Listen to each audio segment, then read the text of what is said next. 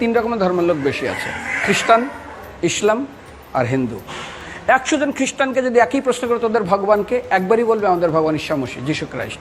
মুসলমানকে জিজ্ঞাসা করবে 3 থেকে 5 মানে মৃত্যুর আগে পর্যন্ত, যাকে এই তোদের ভগবানকে, একই উত্তর দেবে, ভাই আমাদের ভগবান হলো আল্লাহ।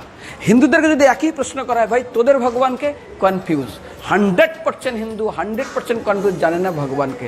দ্বিতীয়ত, যদি তুই মুসলমানকে জিজ্ঞাসা হয় তোরা মসজিদে কেন যাচ্ছিস, ওদের শেখানো হয় মসজিদে যেতে হবে নামাজ আদায় করার জন্য। সপ্তাহে ওরা 100% একদিন মসজিদে যাবেই।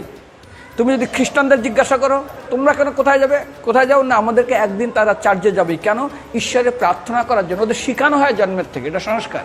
আর হিন্দুদের যদি জিজ্ঞাসা করে তোমরা মন্দিরে কেন যাচ্ছ, হ্যাঁ আমার ছেলের বিয়ে হচ্ছে না, আমার মেয়ের বাচ্চা হচ্ছে না, আমার বাবা হসপিটালে আছে, কালকের আমার মামলার ডেট আছে, আমার ব্যবসা খুব খারাপ, আমার শরীর খুব খারাপ।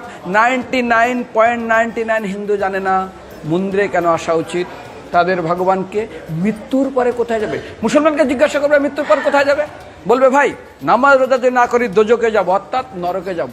যদি হিন্দুদেরকে জিজ্ঞাসা, ওদেরকে বলবে আর যদি করো নামাজ রোজা করি তাহলে বেহেশতে স্বর্গে যাব। যদি খ্রিস্টানদেরকে জিজ্ঞাসা করো, এই তোমরা যদি আমরা ঈশ্বর আরাধনা করি হেল অর্থাৎ নরকে যাব।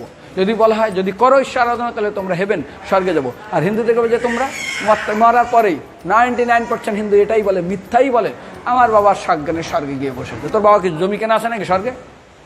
তোর বাবা জমি কেনা আছে যে তোর বাবা মরার পরে স্বর্গে গেছে হোয়াটসঅ্যাপ করে দেখি এই যে অ্যাটাচ বাথরুম টয়লেট আমি একদম ভালোভাবে পৌঁছে গেছে, তোর বাবা স্বর্গে গেছে জানিস তুই?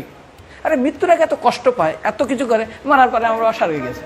আরে যখন পুলিশে কোনো কয়েদি কোনো অপরাধীকে ধরে 2-4টা ডান্ডা মারে, তারপর থানায় গিয়ে আরও ট্রিটমেন্ট করে, তারপরে কোর্টে বিচারে, তারপর জেল কাটে, মৃত্যুর আগে এত কষ্ট করে আমরা মারা যাই, মারা পরে আমার বাবা স্বর্গে গিয়ে বসে আছে, ওর বাবার জন্য জমি কেনা আছে না, এরকম বলা যাবে না। এই জন্য আমাদের শাস্ত্র বলে পরলোকগত, স্বর্গীয় বলে না।